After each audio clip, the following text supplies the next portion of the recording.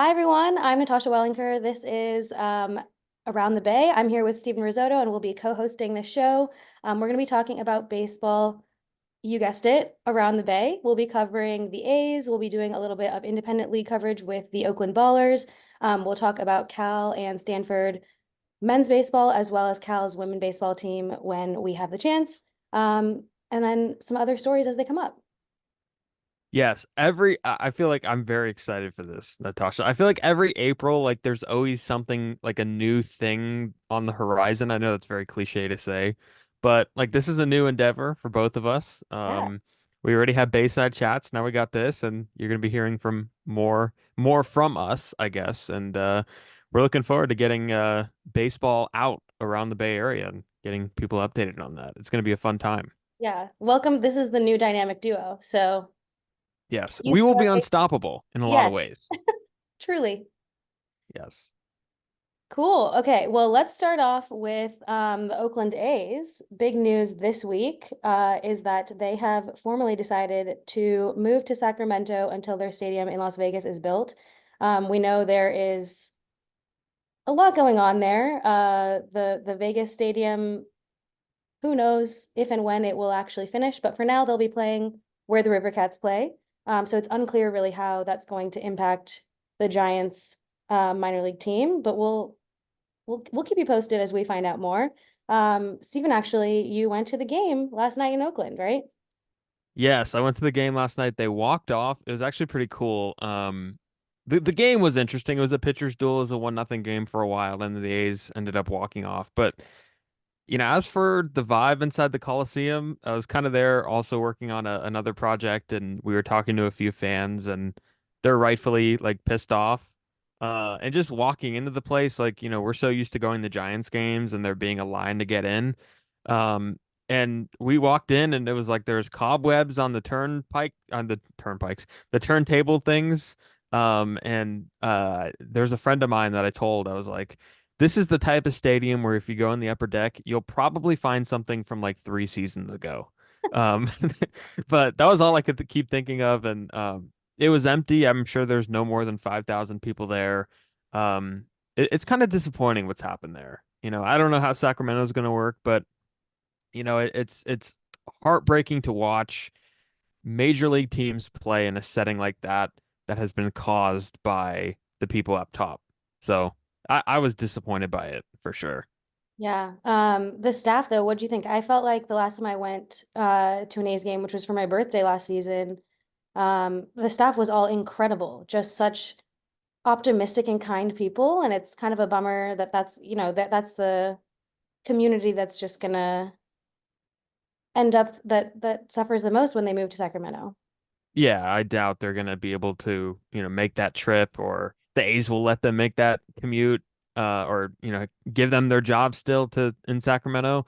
But yeah, you could tell that they have a lot of, I don't want to say a lot of mileage on them. That'd be weird. They have like a lot of history in that ballpark, and a lot of them have probably been working there for a long time, and they are good people. The vendors, the ushers who work, the different sections, and like a lot of the sections are empty. Like the entire upper deck is basically empty.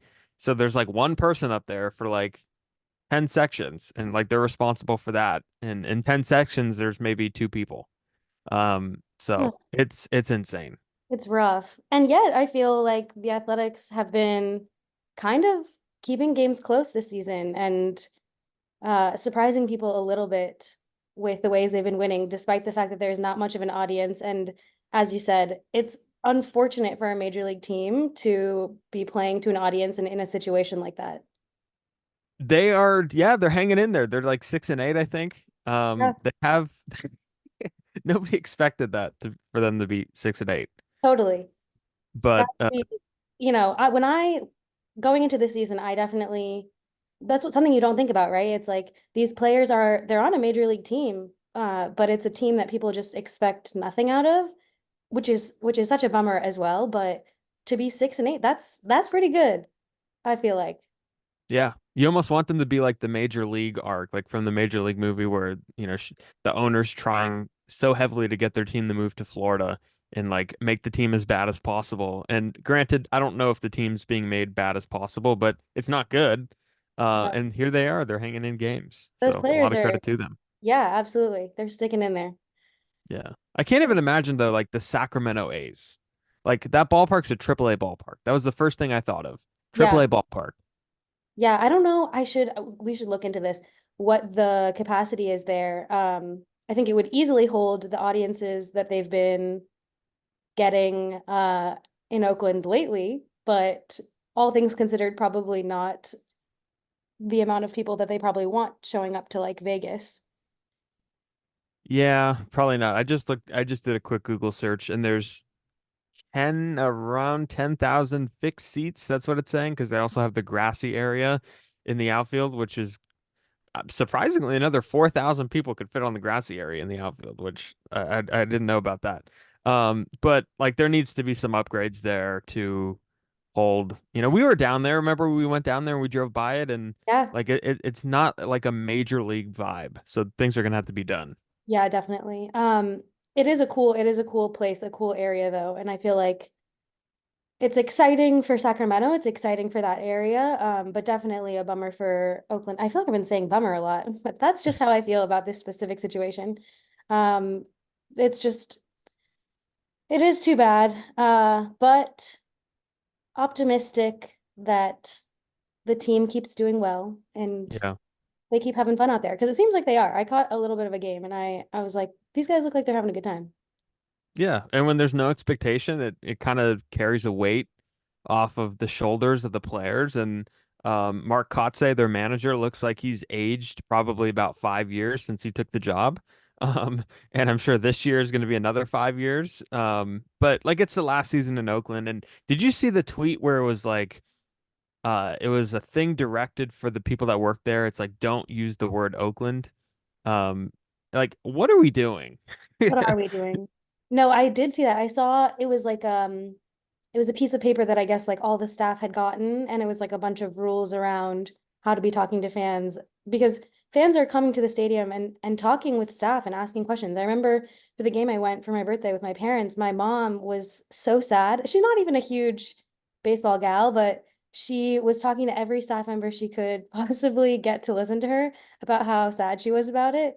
And I think it's fair to kind of train the employees to have something to say in response because they're probably getting a lot of it. But yeah, kind of wild.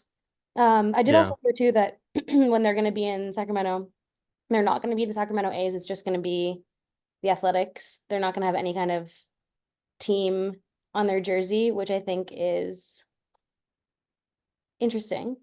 Yeah, maybe like the California A's, they're gonna do like what the Angels did. But like I don't think the stadium in Vegas is gonna be ready.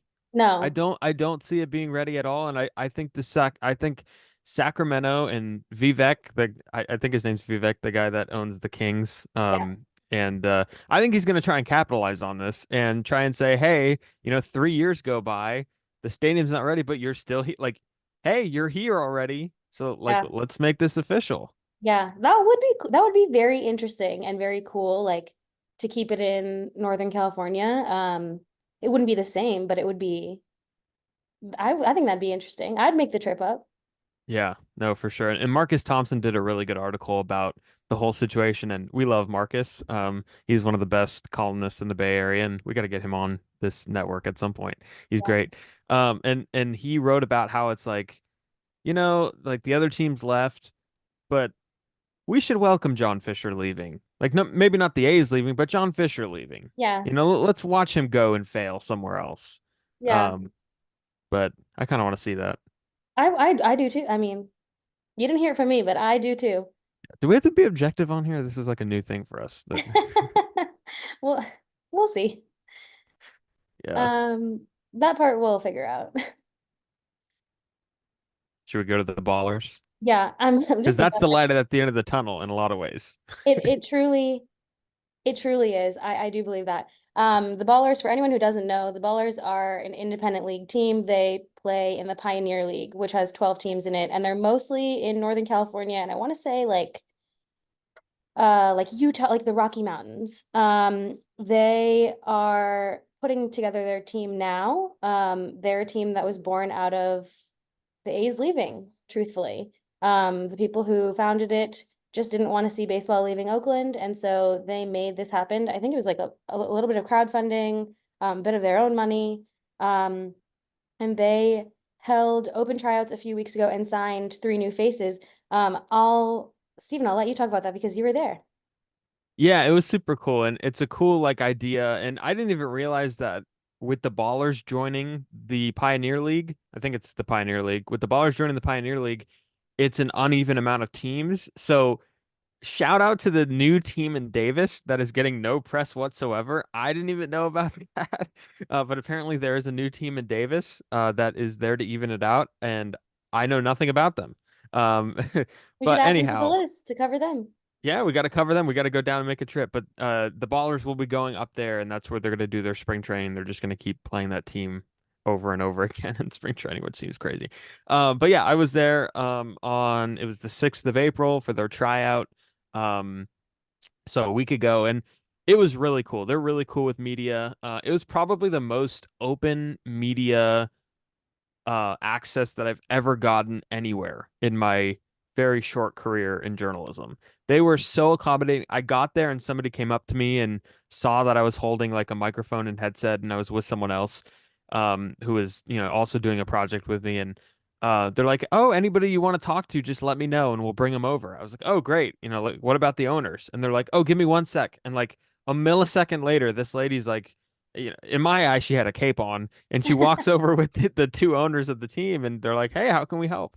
And then we talk to the owners, and then they're like, "Who else can we bring you?" And they're like, they just kept bringing people in over to us, and we ended up talking to JT Snow. We talked to the manager, Micah Franklin, and it was just a really cool vibe. And the cool thing about it is all those people. There's about 90 people that tried out. Everybody there was from the Bay Area or like from surrounding areas. Like Oh, I looked at the list of people that were there and nobody came from like, Dallas, Texas or, Oregon. These were all like Vacaville, Oakland, Santa Rosa. Like it was all the surrounding Bay Area kind of areas, I guess, Bay Area areas. That's yeah. weird. No, yeah, Um exactly. yeah, Bay Area areas. But they did a good job and we got to basically hang around the batting cage during a scrimmage, during, what they were trying to do. They did throws from the outfield. There's a few media people that got in there. It pondered my brain for a brief second if I would do that or not. I probably would not have done it. So I think I did a good job. But someone from the Chronicle was there. Casey Pratt was there doing it. Someone from the Oakland 68s was doing it. So it was really cool. But yeah, three new faces got signed out of it. They didn't tell them how many spots they had left. But I found out in the midst of it. I asked, "Hey, like, how many spaces do you guys actually have?" And they're like, "3." And like there's 90 people there. I'm like, well, this is gonna go well. But they did cuts in the middle of the day. So what they did was they did like fielding and then hitting, and then they cut people and they called out the numbers of the people who made it. So it's kind of like American Idol, like please step forward. And then the people that are still back just like sat in the stands or went home. And then they did a scrimmage where they kind of faced off, and some people impressed in the scrimmage, some people didn't. But um, the community was there, like the sense of like baseball in Oakland was there, which was really cool. That's awesome. Yeah. Um, I heard so many good things about that tryout, and it's funny that there were a lot of press trying out as well. Feel like you would have had a fun time. I mean, I understand you're being objective, you're watching, but you might have made it. So there were times where I'm like, because Mark DeLucchi, our fearless leader, had mentioned to me like, well, I had brought it up of like, oh, maybe like that would be funny, and then he's like, no, you should like consider it, and I was like, what? And there was parts where I'm like, this would be great, like when they're playing catch on the side and they're taking ground balls and they're taking fly balls in the outfield, that looked fun. And then I never was a good hitter. And then the minute the manager was like, "All right, we got a pitching machine out here and it's gonna emulate 90 to 95." I was like, that's where I would be done for. Like, um, don't want to do it. Not a good idea. Um, You and me and both. yeah, I mean it would have been rough, but I don't know how that would have looked, but I don't think I would have made the team, Natasha. So Yeah. Well, you could dream. And now that you haven't done it, you can always say, maybe I would have. yeah, There's that. maybe, There is that. maybe. But it was fun. They were great. They were very accommodating, and I imagine they're going to be doing that over the course of the season and helping out media because they are a new team, um and I think they're gonna definitely provide some access for sure. Yeah, and they seem really cool. They keep up with their socials quite a bit, which is awesome. I feel like I'm always seeing new information coming from them, and I feel like as a fan, but also someone who covers baseball, I'm always like craving more content and information from teams. And they just do a great job, which I'm so impressed by. But the three new faces, one infielder, Andrew Martinez from San Francisco. He actually went to UCSB. Oh, Then fun. And then right-hand pitcher Connor Caporelli from Vacaville. And I actually wanted to know how to pronounce his name, so I went and I listened to him saying it. So that's the pronunciation for anyone who's curious. And then another right-hand pitcher, Kelsey Whitmore, who's from Temecula, and very, very exciting because Kelsey's the first woman to be signed to their team. She was also the first woman to play in I want to say it's like the Atlantic League out east. She played for a team in Staten Island, which coincidentally is not very far from where I am geographically right now. Thought I'd be able to catch her out here, but she's headed back to the Bay. So that's very exciting. Now they have 31 players on their roster, which is it's a lot of people. It's exciting. yeah, it's very exciting, and I think they're gonna end up bringing more to their spring training just so there's bodies around. But yeah, those are three. Like starting with Kelsey, like she's a trailblazer in the independent league, um, in the independent league world, I guess. I think she played for Sonoma too for a brief second, which is that's no longer a league, but it used to be called the I'm blanking on the name, but there were Sonoma, San Rafael. There's a bunch of other teams in that league.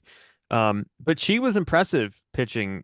She appeared in an inter squad game, and she like everybody had trouble throwing strikes. Everybody like there'd be balls up and away, arm side misses, breaking balls bounced in the dirt, and she just got in there and just like threw strikes. And I think that's what they wanted to see: command of the strike zone. Yeah. There's a few guys that like took her like fly balls deep, like to center field. One went to left field.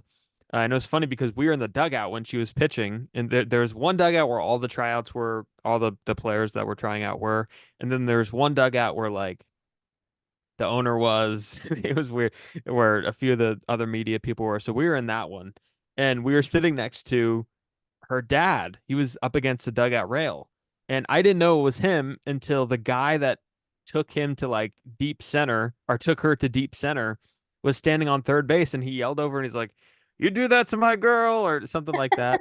And I was like, "Oh snap, that's like her dad." But she didn't do any media that day, which was disappointing. She declined to talk to all reporters. I think there's a sentiment there where like she wanted to make the team first before she Yeah. did anything, which makes sense. But yeah, very impressive. And Andrew Martinez, here's a quick. So you mentioned Staten Island, like not too far from you. Andrew Martinez, the guy that they signed the infielder, is not too far from me because he is actually an instructor at the Pacifica cages, batting cages Ooh, in Pacifica. wow. We should go. We should go out there. We should We get yes, we lessons from him. we we got to get him on like Bayside chats, or something along those lines. That he'd Yeah. be a cool guest. We should, and then I would like a lesson because I stopped playing softball in 10th grade and I think I need it. So, There we go. That would be that is so. See, there won't be a lot of eyes on us if we do that. At the tryout, there were eyes, like there right. were like JT Snow would be watching me. No, this would be different, Yeah, right? absolutely. No JT Snow. That seals the deal. We can do it. Yeah, there would not be eyes. There would just be him teaching us how to hit. Exactly. Love that. I didn't realize that he was in Pacifica. That's awesome. Yeah. So I don't know if he lives here. I think he lives in the city, but maybe before or even during the season again, I'm sure the access should be fine. But and I don't remember Carson, how do you say his last name again from him? Caparelli. Caparelli. I don't remember him pitching. Um there's some guys that just like you look the same as other guys.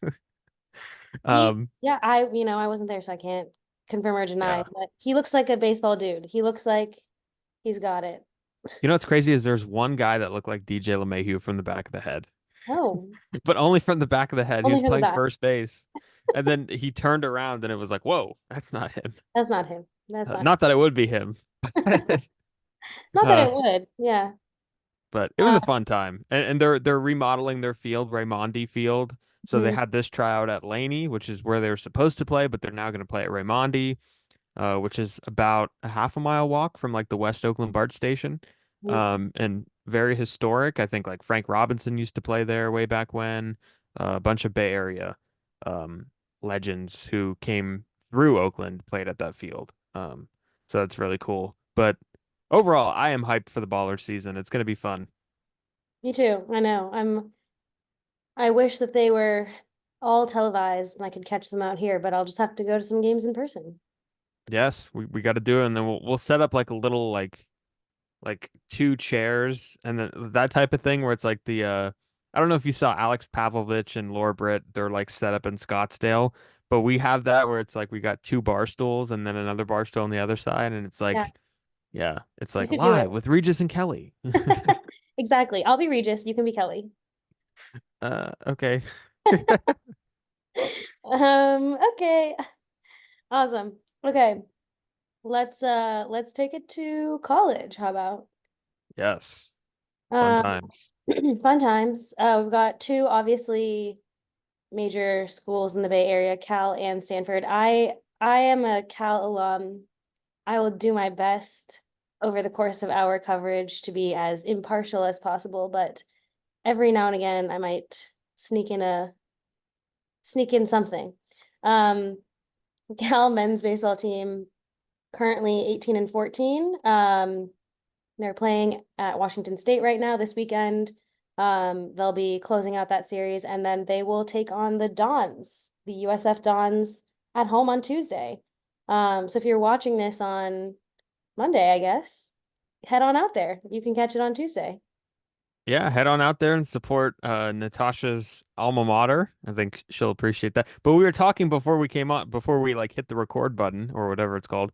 Natasha said she went to like one game as a student. Yeah, that's on me. That's my bad. Oh, I couldn't even, to be honest, fully tell you who was on the team when I was at school. I will say we interviewed for Bayside Chats Trevor Hildenberger, who um also went to Cal and who we didn't overlap with. He's I think 4 years older than me. We didn't overlap with, but he might have pitched in a couple of games, maybe like the first my first year there. Um I don't recall. I can't recall a ton of people who were playing when I was there. That's on me. I'll be better. I'll do better. I'll pledge to know more the next time around. For now, I can tell you the team is okay. They're doing all right. yeah. Um, importantly, Stanford men's baseball is 13 and 18. So this is where I get my little dig in. We are marginally better than Stanford. But they're doing well as well. Playing against Oregon State in Oregon this weekend, and they'll be taking on Sac State at home on Tuesday. So it seems like there's a lot of local games happening this week. Again, if you're in Stanford or if you're in the South Bay, catch Sac State. Why not? Yeah, I got into Sac State. I did not go there, but and it's cool. From back to Berkeley for a second, I had someone on RizzoCast who actually was an alumni, or who is a recent alumni. His name's Keyshawn Ogans, and he is in the minor leagues with the Braves organization. So we got to get him on Bayside Chat. All these like guest ideas. All these guest Um, ideas. yeah, All and these and cool yeah, guys. all these cool guys, and we will do our best to keep up with the college baseball season around here. I know a lot of people are into that, and it's giving us an excuse to get into it too. So, Yeah, um, absolutely. yeah, I've been to a few Stanford games. I remember seeing Austin Slater there a long time ago when they had a like a little league day there, and I think I went and Austin Slater was playing. And I remember there's a pitcher. Cal Quantrill. Cal Quantrill Yes. was he was not pitching, but he had Tommy John, and he was doing like a rock chalk with us, rock talk. I think what is it called? Rock chalk talk? I don't know Yeah, what they call it. yeah. Something like that. On top of the dugout, and we were in the stands, and he had a microphone, and he was showing off of his scar, and that's all I remember from the conversation. Was my first ever view at a Tommy John scar was Cal Quantrill in college. What a memory. And he's a great major league player, so there's that. Yeah, I think he's on the Rockies now, which Yeah, he was a Guardian. Guardian, a Padre, I think, Yeah. at one point. Um, Um, he looks like a movie star to me, a very specific movie star whose name I can't conjure. But a young version of him, and I can't unsee it. So know that man's face very well. Interestingly, I feel like Stanford has a ton of um product output of players that like we know very well because they either play for the Giants or they've made some really interesting headlines. And you were saying, Stephen, before too, we will try our best as well. If we catch any stories of Bay Area kids doing great, we will also be bringing those to you. So stay tuned for that as well. yeah, and that does not count Rowdy Tellez because he is from that is Sacramento. He's not from the Bay Area. Sorry, guys. Sorry. Um, Well, I guess eventually we'll have to cover the Sacramento A's.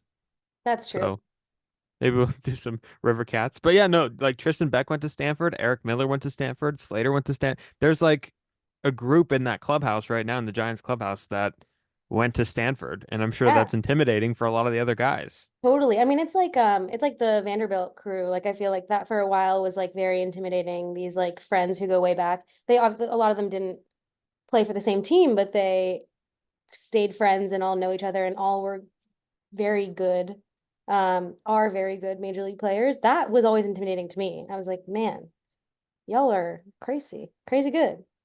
Yeah, but it's good to see Cal. I mean, you will be our Cal aficionado having gone there. I'll do my best. I'll bring my spirit. Next time I'll wear a sweatshirt.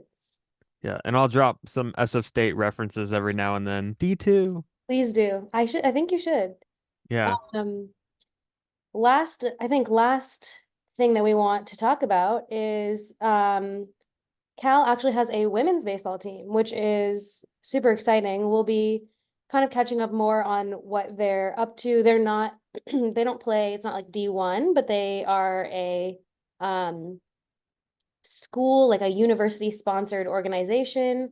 And they play in sort of more like national and statewide competitions in some of the initiatives that are like around baseball for all, which I think is super cool. They've played in the baseball for all tournament for the last 2 or 3 years, I think. And last year they came in second place, which is awesome. But they were established last year. They're kind of up and coming, don't have like a true season, but we'll be following along with them and bringing you updates on what they're up to as well. I can't wait to hear about this because I didn't hear a lot about this before, and I know that we're going to be covering them quite a bit here, and I think that's a good thing. And um, it's cool that it's a university sponsored thing. Obviously, I'm sure there's not a lot of women's baseball programs at a lot of other schools. So Berkeley kind of paving the way for this type of thing. I have to see if there's any, well, I guess they are playing other schools, right? That are They're notable playing, in the area. yeah, I mean, I don't have a ton of insight on it, and I'm excited for us to like dig in and learn more. I think there's other teams from other schools, and then also just I think other teams that are just interested in getting together and playing. Um, Super curious how it's all gonna net out. I mean, they're so new, they just started last year. But I'm excited to see what they're up to and what they do. Uh, Yeah. I And I'm know sure that Mark, there's not a ton of resources either right, so they're kind of making a lot out of not a lot. totally. And Mark, our, as you said, fearless leader, which is quite honestly exactly how I would describe him as well. He has been like pretty close to the team in what they're up to, and we get a lot of our intel from him, but we're hoping along with him to share more of their story. So excited to do that. Yes, we will have some good chats with people from the Ballers, people from Stanford, Cal. We're gonna track everybody down and as oh, I don't want to say track everyone down. That sounds a little sus. But Safely. we will we will I don't want to say grab them either. We will interview them. Hopefully, we'll bring them on the show. Yes, yes. In fact, we will safely and kindly ask them to hang out with us. Yes, kindly and safely. There's no Yes. people are gonna say, "Oh, Steven's suggesting that they kidnap people." No, no. No, no, none of that. Um, yeah. Well, one of these days we're gonna get canceled, and it won't be today. Not today, not today. We, I think you'll be safe. I won't. I'm not gonna say anything. I'm keeping it tame over here. We're gonna have fun though. This is a cool endeavor for us, and Yeah. I think we've been looking forward to this for a while. We're looking forward to filming some more episodes of Bayside Chats when everything kind of gets more available, I think, for the both of us. But yeah, this is fun. So Baseball fun. season, April, new things, and this is a new thing. Yeah. We're so excited. We're excited to share all these stories too that like aren't really in the mainstream coverage. We're really pumped about putting some light on these things, but also just like having fun talking about baseball. There's so much of it in the Bay, and we are pumped to bring it to you. Thanks for tuning in. Thanks for listening. Thank you. And yeah, follow us on social media too. We should plug. Yeah, absolutely. Follow us on social media. We try to keep pretty active with our socials. You might see some familiar faces dropping some quick tidbits of news whenever we get them. You know, stick us, follow us along there and give us a like and a little subscribe. We would appreciate it. Yeah. And then all the good ones say leave a review too. Oh, So right. Absolutely. Leave us a review, leave comments if you have any suggestions. We're taking them. If you have stories that you feel like aren't being covered well or deeply enough, this is something we love to do and we like are truly passionate about. So we would love to follow up on anything that you think needs more coverage. Baseball in the Bay, we're here for it. yeah, we could do a mailbag one day and somebody could ask us, like, tell us about the second baseman for Stanford's hard hit percentage to the right side. Yes. Absolutely. We would Those take are the it. yeah, those are the questions. Okay. Bye everyone. Bye, everyone. Thanks for tuning in.